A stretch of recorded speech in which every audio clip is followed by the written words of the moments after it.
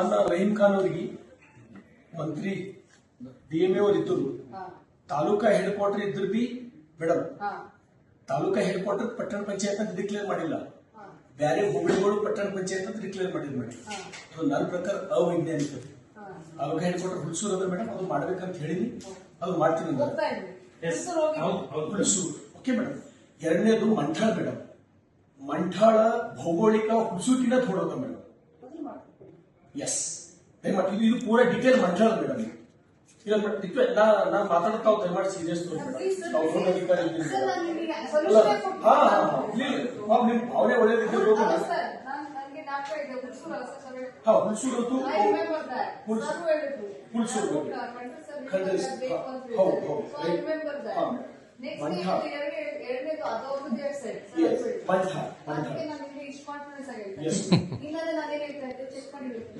ಮಂಠಾಳ ಮಾಡಿದ್ರೆ ಯಾವತ್ತೂ ಬರಲಿಲ್ಲ. ದೊಡ್ಡ ಮಂಠಾಳ ಅಂದ್ರೆ ಮಠ. ಉತ್ತರ ಕರ್ನಾಟಕ ನ್ಯೂಸ್, ಇದು ಕನ್ನಡದ ಉಸಿರು.